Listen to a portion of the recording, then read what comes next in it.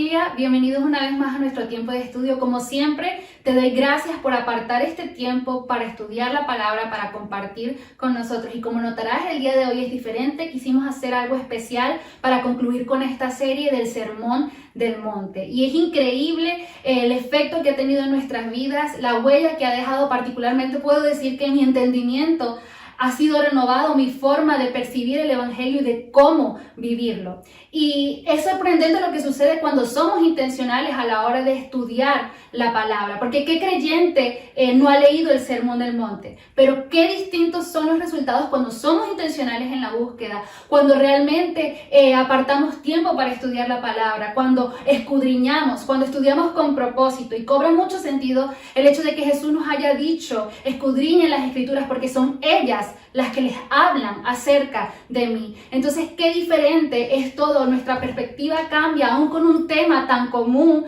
cuando realmente permitimos que el Espíritu Santo nos guíe.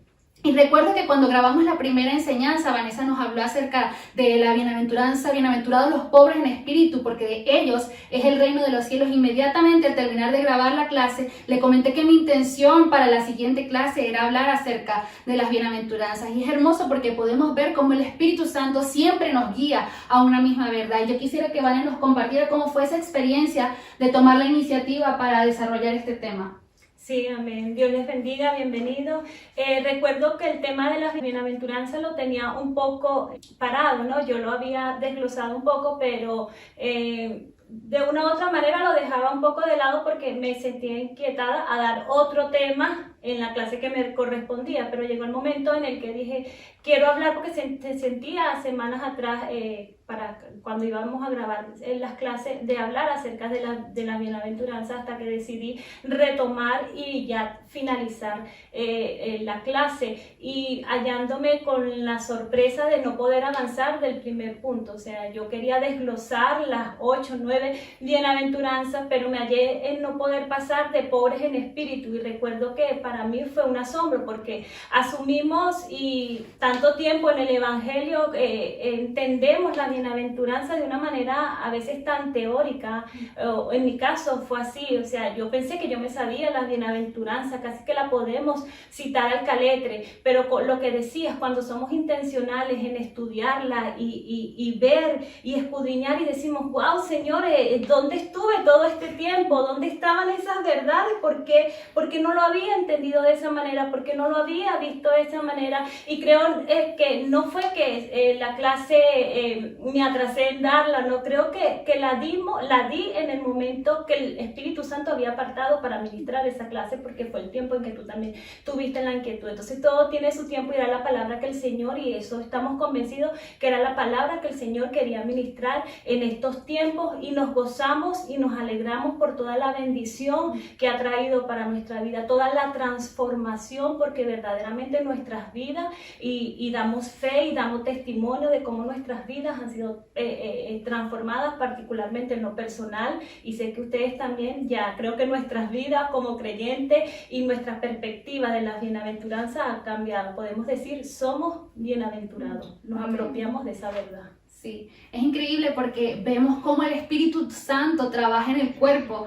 de Cristo, porque lo estuvimos conversando, que estos últimos meses también muchas otras congregaciones de diferentes locaciones alrededor del mundo han iniciado series también hablando acerca del Sermón del Monte, y eso no es más que la confirmación del Espíritu Santo de llevar a su iglesia a descubrir una vez más la belleza de Jesucristo. Y nuestra intención siempre detrás de estas enseñanzas es conocer a Jesús. Pero yo creo que no podemos avanzar este video, y si quizás tú estás viendo esta enseñanza por primera vez, me gustaría dejar una base sentada acerca de qué es el Sermón del Monte. Yo creo que se pueden decir muchísimas cosas acerca de qué es el Sermón del Monte. De hecho, ya la propia palabra dice, es un sermón. Pero en estos días, cuando meditaba y oraba y volví a leer, porque llevamos semanas estudiando el Sermón del Monte, y cuando el Señor me hablaba, me decía, bueno, el Sermón del Monte es una invitación. Y cuando yo dije, Jesús, es una invitación, una vez más como Él invitó a sus amigos a la mesa, en la Santa Cena, dice que Jesús se sentó. Al igual que en el Sermón del Monte, Jesús se sentó. Cuando estuvo con Marta y María, Jesús se sentó. Y cada vez que Jesús se sentaba, era para sentar verdades y para transformar el corazón. Y las palabras que salían de la boca de Jesús, en ese momento donde Él era más cercano, más accesible, que los tenía ahí cerca, yo creo que eran palabras tremendas. Entonces, para mí, el Sermón del Monte, más que un simple sermón, es un tiempo donde Jesús le dice, hey, acércate un poco que necesito enseñarte estas verdades. Me estoy tomando el tiempo para enseñarte estas verdades que creo que son necesarias y vitales. Entonces, yo creo que es una invitación a permanecer sentados ahí en ese monte con Jesús, escuchando y obedeciendo y guardando en nuestro corazón cada una de esas palabras. Y lo veo de esa forma, como una invitación a la cual estoy tan agradecida que Jesús lo haya hecho a mí y lo haya hecho a cada uno de ustedes y cada uno de los que hemos estado estudiando este mes. Sí. Cuando iniciamos la serie, Vanessa nos compartió en la clase de los pobres de espíritu que el sermón de Jesús fue un sermón que desequilibraba las mentes de todo aquel que lo escuchaba. O sea, era el mensaje más inesperado. Yo considero que era como un mensaje de transculturización, literalmente Jesús como misionero viniendo a implantar una nueva cultura y una nueva forma de ver la vida. O sea, vivir el Sermón del Monte es vivir el Evangelio según Jesús, es vivirlo como Él quiere que vivamos. Y algo que tiene en común todo este sermón, o por lo menos en los primeros capítulos, es que constantemente se repite bienaventurados, bienaventurados, bienaventurados. Y si has visto las enseñanzas, notarás que en casi todos desarrollábamos acerca de la misma palabra, que es Macarios, que quiere decir bendecido, pero también hace referencia como a aplicar un zoom, como ampliar, hacer una lupa sobre el favor en la vida de alguien. Y yo creo que Wendy tiene algo súper interesante que comentarnos acerca de esta palabra. Cada vez que la estudiábamos, yo creo que descubríamos algo nuevo acerca de ella. Sí, sí. De hecho, bueno, la palabra que realmente utiliza Jesús, él la utiliza en hebreo, que es la palabra shere, que es la misma que se utiliza en el Salmos 1:1 cuando dice bienaventurado, que no te has sentado en silla de escarnecedor, etc. Pero cuando se traduce esa palabra al griego, que es como nos llega a nosotros en Mateo, es la palabra Macarios. Y esa palabra se utilizaba en un contexto social, donde los griegos en ese momento llamaban a la isla de Chipre como la isla feliz, o la isla Macarias, o sea, el adjetivo en femenino.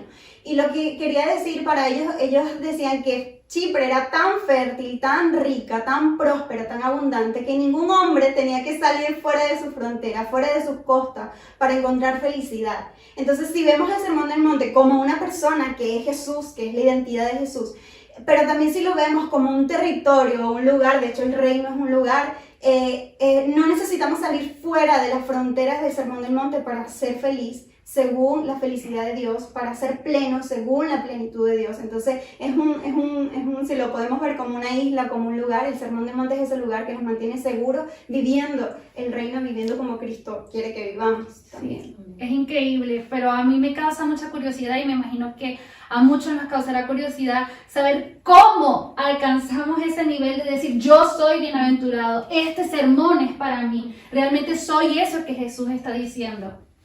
Sí, creemos que nos apropiamos de la identidad de lo que Jesús dice que somos. Y todo esto es por fe, o sea, yo decido creer en la verdad que Jesús declara acerca de mí.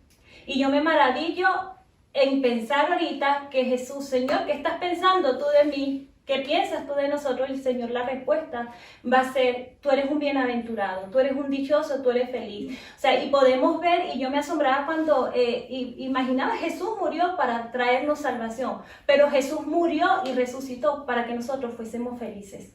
No sé si lo podemos ver de esta manera, y yo me estremecía porque el Señor, cuando entendemos estas bienaventuranzas, estas declaraciones de gracia, estas bendiciones, este favor sobre nuestra vida, es entender y creer y recibir lo que Cristo dice que somos. Somos bienaventurados, somos gente dichosa, somos gente supremamente felices porque Él lo dijo y yo lo creo. Y todo esto se deriva pues de la justificación, y en Romanos 4, en el capítulo 7, Pablo habla de la bienaventuranza del hombre a quien Dios atribuye justicia sin obra. O sea, no es cuestión de que yo pueda hacer algo para merecerlo o para alcanzarlo, simplemente es gracia.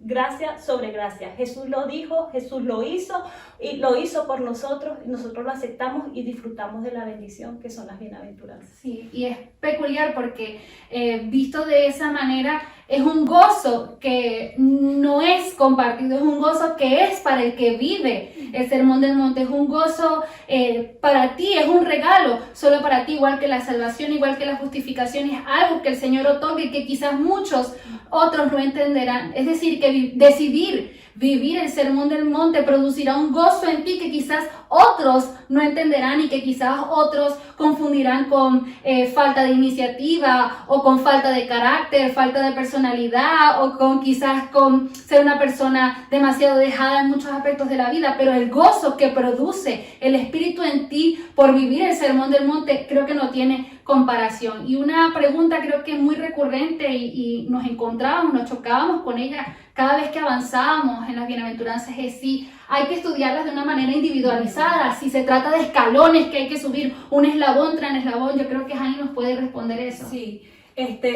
cuando lo estudiaba también se me generó esa duda, ¿no? Y básicamente debemos entender que hay un enlace maravilloso entre todas, entre las 9 bienaventuranzas completas. Cuando tú te vas a la segunda bienaventuranza, que el Señor dice, bienaventurado tú que lloras por tu pecado, automáticamente eso te hace entender que una persona que llora por su pecado es alguien que ha entendido que no es autosuficiente, alguien que entrega toda dependencia al Señor, alguien que entrega, mira Señor, mi vida completa te la rindo, y eso se traduce en una persona que es manso. Eliani comentaba que manso no hacía referencia simplemente a un carácter de humildad, sino realmente es una que entregamos todo el control completamente al Señor. Entonces, la segunda bienaventuranza te lleva automáticamente a una persona que es manso y que puede dar el control al Señor. Pero cuando tú entiendes tu pecado, que has llorado por él, que eso se traduce en un espíritu de mansedumbre y Señor, haz lo que quieras hacer, automáticamente eso se te desata en una hambre y una sed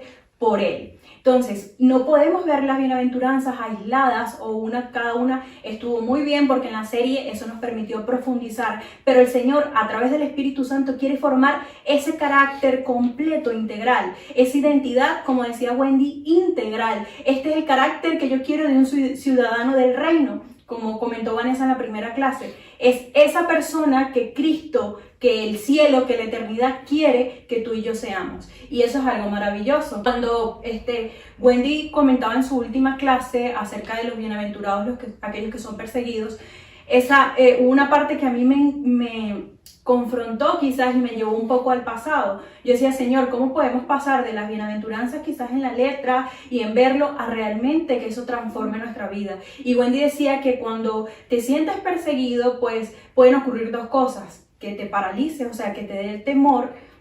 La otra no recuerdo. Que hubiera amargura en tu corazón. Amargura y la otra era el temor. Y automáticamente me fui hace unos años atrás cuando yo estaba en la universidad y quizás yo no me sentía parte, ¿no? En medio de ese sistema, en medio de esa forma de vivir, en medio de esas palabras, y eso a mí me paralizó por completo.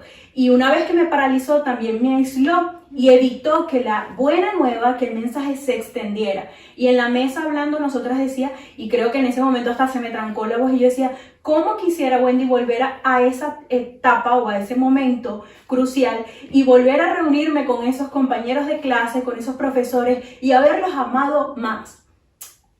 Si yo era una perseguida de manera indirecta, haberlos amado más, haberles servido más, haberles presentado mejor al Señor y no aislarme porque yo soy de otro reino, porque yo soy de otra cultura y encerrarme, pero no era por maldad, sino simplemente porque tenía temor. Entonces, Señor, yo dije, quiero ser diferente, quiero aplicar esto para mi vida y cada vez que tengamos la oportunidad, si te sientes perseguido, expresa el evangelio, busca las mejores formas, pero predica. Sí, yo creo que básicamente eso se traduce en que mientras más nos acercamos a Dios, más anhelamos de Dios. Y Wendy decía algo en la segunda clase que nos decía que el único que es capaz de hacernos volver a Dios es Dios mismo. Él es quien nos lleva directamente a Él. Y Vanessa también compartía en una de sus enseñanzas que eres un bienaventurado porque aun cuando parece que no tienes nada de lo que el mundo ofrece o quizás no estás muy estable en el resto de las cosas, lo tienes todo porque tienes a Jesús. Y allí hay una recompensa increíble porque compartí con las muchachas que la bienaventuranza realmente tiene peso cuando no hay nadie que esté viéndonos para aplaudir lo que hemos hecho. Y mi pregunta es a veces, ¿cómo podemos hallar deleite en eso? En llevar una vida que no es reconocida por los que nos rodean. Sí, yo creo que Gabriela lo decía en una de nuestras reuniones. Gabriela decía es que realmente Dios siempre quería trabajar lo interno en nosotros más que lo externo. Aunque todo lo interno afecte lo externo, Dios siempre está viendo tu corazón, qué está pasando ahí dentro. Y cuando yo pensaba en cómo agradar a Dios, porque sabemos que el obedecer es una forma de amar a Dios, creo que es como Dios entiende el amor, porque Él dice el que me obedece y el que es el que me ama. Entonces, ¿cómo agradamos a Dios antes que a los hombres? Y yo creo que la bienaventuranza se trata de eso, de agradar a Dios, frente a Dios, antes que frente a los hombres, ¿no? Aunque más adelante, por ejemplo, vemos el ejemplo de Jesús. Yo imagino esa escena y siempre la imaginaba en mi mente cuando Jesús se está despojando de su gloria. Yo la imagino, aunque no es bíblicamente así, pero es como si fuese una túnica. Y cuando leo en Filipenses, cuando él dice, se despojó de sí mismo, yo lo veo como si se quitara una túnica, pero realmente esa escena sucede en el cielo. Jesús no se despoja de su gloria frente a los hombres, sino frente a los ojos del Padre. Entonces, frente a los ojos del Padre es que podemos realmente obedecer y ser lo que Dios nos manda hacer en Mateo 5. Entonces, y luego frente a los ojos de los hombres. Entonces, es tan importante, primero,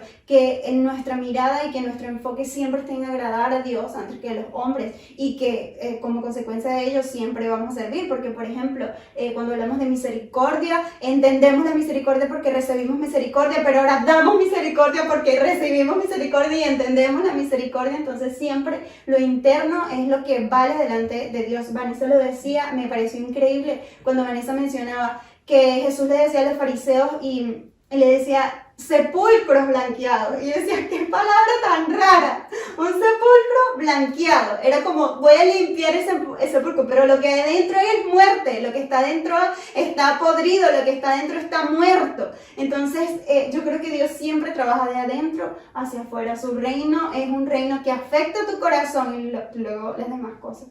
Lo veo de esa forma, ¿no? Sí, definitivamente el Sermón del Monte, vivirlo, tiene que ver con una experiencia interna, pero muchas veces nos podemos confundir y al leerlo pareciera más bien que es una lista de acciones, de requisitos, de cosas que yo tengo que perseguir para hacer. Y creo que muchos nos habremos hecho esa pregunta de cómo podemos ser eso que Jesús desea que seamos. Hemos sido justificados, pero hay que esforzarnos, es por nuestras obras, hay algo que yo tengo que hacer arduamente en acciones para conseguir esto que Jesús nos dice. Sí, como hablábamos en un principio y en Romanos claramente lo expresa, se nos fue dado, ¿sí? Es por gracia, la bienaventuranza del hombre a quien Dios atribuye justicia sin obra. Ahí lo dice claro, es sin obra, y todo viene por fruto y por obra del Espíritu Santo en nuestra vida. Entonces, mientras más cerca estemos del Espíritu Santo, mientras más llenos estemos del Espíritu Santo, pues más reflejaremos esa identidad de hijos, más reflejaremos esa bienaventuranza, más reflejaremos ese bienestar o esa felicidad que debemos tener los hijos de Dios. O sea, si nosotros nos estamos sintiendo desdichados, es porque lamentablemente estamos muy lejos del Espíritu Santo, de la comunión con el Espíritu Santo. Pero mientras más pegaditos estemos con el Espíritu Santo, Él nos recordará todas las cosas y nos recordará cuán afortunados y bienaventurados y felices somos, y nos hará sentir de tal manera, porque si hay algo que yo meditaba es que en la carne jamás vamos a sentir lo que es verdaderamente ser feliz. No podemos disfrutar la bienaventuranza en nuestra carne, eso viene del Espíritu, viene producido por el Espíritu Santo que habita en nosotros. Nada podemos hacer por nuestros propios medios. Todo viene por la acción del Espíritu Santo y de su obra regeneradora en nuestra vida. Sí, creo que Jani lo dijo claramente, es una identidad integral, es un carácter integral. Otra cosa que es muy recurrente en el Sermón del Monte siempre estaba bienaventurados, esto en el medio, y al final siempre había una promesa que lo hace muy hermoso y es súper particular detallarlo, porque le comentaba a las chicas que de repente nos dice, de ustedes es el reino, pero a lo mejor miramos alrededor y no vemos el reino en medio nuestro. Y luego nos dice, ustedes serán llamados hijos de Dios, y te hace preguntarte, pero es que ahora no somos hijos de Dios. Entonces parece que los tiempos del cumplimiento de esas promesas se entremezclaran y te hace como quedarte un poco desubicado, pero al final del día la recompensa es Cristo, y Cristo es lo que tenemos. A mí particularmente me impactaba mucho ver los pacificadores, y le comentaba a Vanessa, ¿qué? ¿Somos hijos de Dios? No somos hijos de Dios, seremos llamados hijos de Dios porque no lo somos llamados ahora. Pero realmente es una identidad que poseemos, y en esa identidad estamos seguros, somos hijos de Dios. Pero lo particular con esta promesa es que dice, te reconocerán como hijos de Dios. Y me encantaba descubrir que básicamente ser un pacificador es una cuestión de herencia. Tienes un padre que es Dios de paz, cuyo hijo es príncipe de paz, su espíritu es espíritu de paz, rey de Salem, príncipe de paz, rey de justicia. Todo tiene que ver con la paz. El reino es gozo y es paz, el reino es orden, Dios es un Dios de paz. Y es como que si por lógica, por herencia, eres un pacificador y eres hijo de Dios por herencia, es como una cuestión de genética. Y aunque es una promesa que es algo que somos hoy, es una promesa también de un reconocimiento para el futuro. Y me gustaría que Vane nos comparta un poco de eso. Parece que todas esas promesas están hechas a futuro, y sin embargo hay muchas de ellas que atesoramos hoy en este tiempo. Eso era uno de los puntos que me confrontaba con las bienaventuranzas. Es como que lo entendía todo y a la vez no entendía nada. No sé si me explico. Es como que entendía que en parte somos muchas de esas cosas, pero en parte no lo somos. Y era allí cuando hablaba que habla en Primera de Corintios, que ahorita en parte entendemos, en parte comprendemos, pero llegará el momento en que entenderemos todo a plenitud, ¿no? Pero sí creo, respondiendo a tu pregunta, que las bienaventuranzas es una realidad hoy.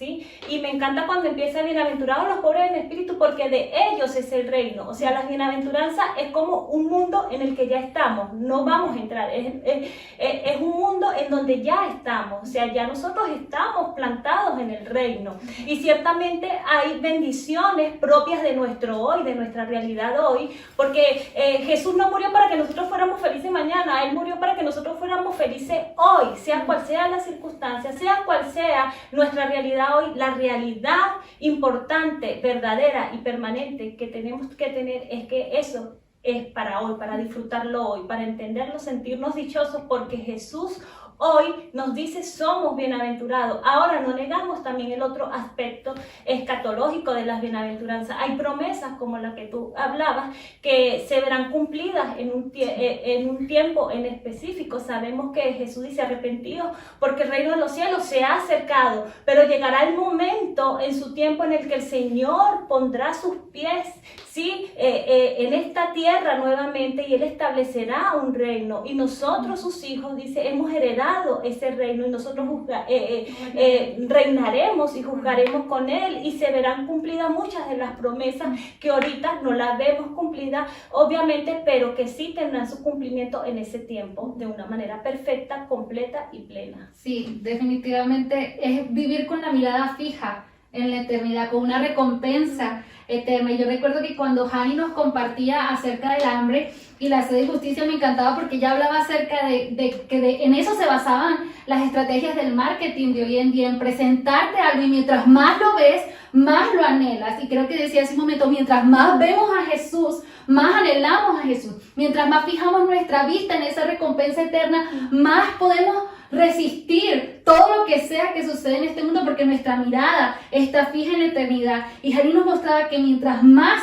vemos a Jesús, mucho más vamos a desear de Él. En eso se basa el tener hambre y sed de justicia. Sí, cuando me tocaba dar la clase precisamente de esa bienaventuranza, fue algo muy bonito y muy maravilloso, que el Espíritu Santo está dispuesto, ¿no?, para dar y para enseñarnos. Y pude pasar de un momento de la teoría, de lo que estaba estudiando en ese momento, a la parte práctica. Recuerdo que cuando estaba leyendo, yo leía porque me leía todo el contexto de Mateo, para poder entender. Digo, Señor, ayúdame a entender qué hay detrás de esta bienaventuranza, que quizás ese es el reto que como maestras podemos tener, poder desmenuzar la palabra y poder presentar el banquete a todo el que nos escucha y que el Espíritu Santo haga el efecto. Inmediatamente cuando yo estaba leyendo esto, tuve que dejar mi Biblia y me invadió un sentimiento de frustración. Yo decía, Señor, es que esto que tú describes aquí, tu identidad, tu retrato, es demasiado perfecto. ¿Cómo yo voy a hacer para llegar a esto si siento que me falta mucho o puedo haber alcanzado la mitad de una, pero es como quizás esa cinta métrica que te puede medir qué tan lejos, qué tan cerca estás? Y recuerdo que tumbada en el piso automáticamente sentía como el Espíritu Santo me podía decir, o sea, allí en lo que tú estás sintiendo hay favor y hay bendición de mi parte, porque es esa hambre, yo estaba viviendo, es que no sé cómo expresárselo, pero estaba viviendo la parte práctica y la parte de ese trabajo maravilloso que estaba haciendo el Espíritu Santo, poniendo hambre y sed. Y yo decía, Señor, este retrato tuyo, Jesús, ¿cómo puedo hacer para llegar a tu estatura? ¿Cómo puedo hacer? ¿Qué compromiso tan grande has depositado en todos nosotros? Y el Señor simplemente me estaba haciendo sentir que Él se deleitaba en esa humildad que había en ese momento, en ese deseo y en esa hambre que Él estaba sembrando en mi corazón. Entonces, cuando ves las bienaventuranzas, no te atemorices y quizás no te frustres de que cuánto te puede faltar, sino que encuentra deleite en que más lo veas a Él, en que más tu mirada esté puesta en Él, pues más vas a ser transformado. Y Él decía, o sea, yo te voy a llenar porque yo me entrego completo. Y me venía a la mente la palabra plenitud, o sea, no vas a tener trozos de mí, no vas a tener partes de mí. Y esto es algo que el Señor me lo ha mostrado durante todo este año completo. O sea, yo no me entrego por partes, Ani, yo me entrego completo como sustancia. Y cuando hablamos de esta palabra hambre que el Señor utiliza en Mateo 5, vemos que era completamente distinta al tiempo verbal que se utilizaba en ese tiempo. En ese tiempo, cuando tú decías tengo hambre, era decir quiero un trozo del pan. No querías el pan completo. Era como para asociar, dame un trozo para saciar el hambre que tengo en este momento. Pero cuando Jesús dice esta palabra, utilizó otro tiempo verbal completamente distinto. Y Él utilizó es que quiero devorarme todo el pan completo. O sea, me quiero comer todo el pan que está allí. Y eso, la verdad, que cuando lo descubrí, yo decía, Señor, gracias. Porque realmente eso es lo que necesitaba en ese momento. Y Él está dispuesto. O sea, tú me necesitas y yo estoy. Tú tienes hambre y yo te sacio cuantas veces sea necesario. Y yo creo que también agregando un poco a eso, que hablábamos de la recompensa yo creo que todos los humanos se mueven por recompensa, ¿no? Es algo casi natural. Yo creo que desde que comenzamos, de hecho, cuando nuestros padres nos dicen, mira, haz esto para ganar aquello, ¿no? Yo creo que nuestra motivación no va a ser lo que vamos a querer, las cosas del cielo. Yo no estoy pensando ahorita en cómo será mi casa en el cielo, ni cómo serán esas cosas. Yo creo que en la mente del creyente la recompensa perfecta es Cristo. Y entonces, mientras que en la mente del mundo las recompensas son aquí y ahora. O sea, es lo quiero ahora, es el momento de recibir lo que me corresponde. Yo hice esto, merezco reconocimiento, merezco algo. Entonces, si nosotros invertimos siempre en las recompensas de ahora, eso es lo único que vamos a tener. Pero yo creo que el Sermón del Monte te manda a invertir en cosas que no vas a vivir quizás por completo en esta vida, o sea que te manda a invertir en las cosas que son eternas. Entonces hablamos de dos reinos, un reino que gratifica aquí y ahora, un reino que gratifica y deja lo mejor y el peso y la gloria para lo que viene después, que es la eternidad con Cristo. Entonces manteniendo nuestra mirada, sabiendo que ese pan completo, como dice Hani, pues nos lo vamos a disfrutar en el cielo frente a los ojos de Jesús, que creo que es la recompensa, la ambición más sana que puede tener todo creyente en su corazón. Es decir, mira, me voy a encontrar con Jesús, voy a ganar a Cristo. Lo decía Pablo, decía, por mí me muero ahora mismo, porque por mí estar con Cristo es lo mejor. Pero entonces ese es nuestro enfoque. Yo creo que enfocarnos que nuestro pan de vida está esperando por nosotros al final de esta carrera y al final de vivir esta vida de bienaventuranza. Sí, cuando yo impartía la tercera bienaventuranza, dice, bienaventurados los mansos, porque ellos heredarán la tierra. Y para mí era un gozo en mi corazón, dar ese aliento que recibes de la palabra. Dice, no importa cuánto renuncies ahora, vale la pena. Y siento que traducido Jesús nos está diciendo, es que si te conformas a este mundo, vas a ganar este mundo. Si te conformas a este mundo, vas a heredar la corrupción. Si te conformas a este mundo, vas a heredar cosas que perecerán. Pero ahora, si te amoldas a mi reino, vas a heredar la tierra. Es como renuncia a todo ahora. O sea, ríndelo todo ahora, porque eso es ser un manso, es renunciar a todo ahora. Saber que tienes el cielo ganado, pero que vives aquí Como teniéndolo nada, pero teniéndolo todo. Exactamente. Eso es ser un manso. Y luego la promesa para ti, que has renunciado a todo, a tu forma de pensar, a tu opinión, a esa vida de sacrificio. Bueno, todo lo que renunciaste, ahora heredarás la tierra. El manso, el que se despojó de todo, para ese es la recompensa. Y me encanta el corazón de Jesús en el Sermón del Monte, porque como decíamos desde un principio, son cosas que son un gozo personal, pero al mismo tiempo, como decía Wendy, cuando la palabra nos consuela a nosotros y somos bienaventurados porque somos consolados, podemos consolar a otros. Y Gabriela nos decía, si tú recibiste misericordia y gozo, ahora tú le das misericordia a otros. Y tú que tienes, ¿qué hogar no se ve bendecido cuando hay alguien limpio de corazón? ¿O qué familia no es bendecida cuando hay alguien que tiene hambre y sed de justicia en medio de ellos? Y cuán bendecidos no somos cuando a lo mejor nos rechacen hoy y podamos decir, pues, sé a quién sirvo, sé para quién vivo. Yo creo que ese es el Sermón del Monte, es vivir para Cristo. Sí, yo creo que cerraría con este versículo de Mateo 16:20, donde Jesús le dice, 16:24 dice, luego Jesús dijo a sus discípulos, si alguno de ustedes quiere ser mi seguidor, tiene que abandonar su manera egoísta de vivir, tomar su cruz y seguirme. Y eso, yo creo que el Sermón del Monte es una negación rotunda a vivir nuestra vida de forma egoísta. Y abrazar la forma de Cristo, abrazar el deseo de nuestro corazón, es tomar nuestra cruz día a día y seguir a Cristo. Y eso representa el Sermón del Monte, de decir, rechazo esto para aceptar esto, que es muchísimo mejor, que tiene una recompensa maravillosa, y que es esto, vivir el Sermón del Monte, es tomar nuestra cruz día a día. Y entender también que día tras día vamos creciendo en Él. Quizás hoy soy manso, pero me falta algún aspecto en mi carácter por formar, ¿verdad?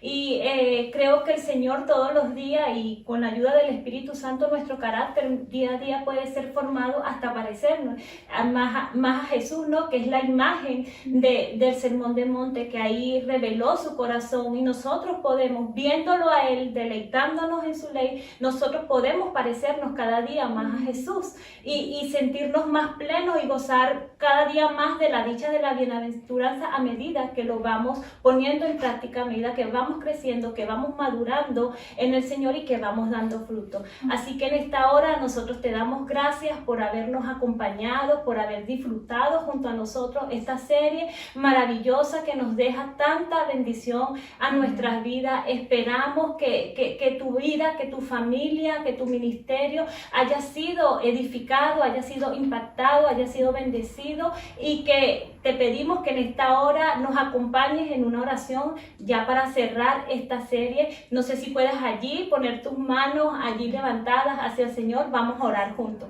Padre, en esta hora te damos gracias, Señor, porque tú has sido bueno y porque has mostrado cada día tu misericordia, tu favor y tu gracia para nosotros, tus hijos, Señor. En esta hora, mi Dios amado, yo oro por tu iglesia, Señor amado. Yo oro por los bienaventurados, por cada creyente, Señor, por cada hijo tuyo, Señor, por cada miembro de tu cuerpo, Señor amado. Yo oro, Señor, para que la revelación, Señor, de este sermón, de estas bienaventuranzas, Señor, llegue a su corazón, que ellos puedan crecer en el conocimiento que se ha querido transmitir, Señor amado. Que en el nombre de Jesús sean edificados, Señor amado, sean formados su carácter, Señor, y que ellos puedan disfrutar, mi Dios amado, de todas las bendiciones, Señor, que tú nos has entregado como cuerpo, como iglesia, como hijo. Yo te pido una bendición especial sobre cada uno de ellos, Señor, y que esta serie, Señor, si es necesario ver la clase una y otra vez, porque sabemos, Señor, y entendemos que cada vez agregará, Señor, más valor y más bendición, Señor amado, y más formación a nuestra vida. Bendigo a tus hijos, Señor, en el nombre de Jesús. Amén y amén.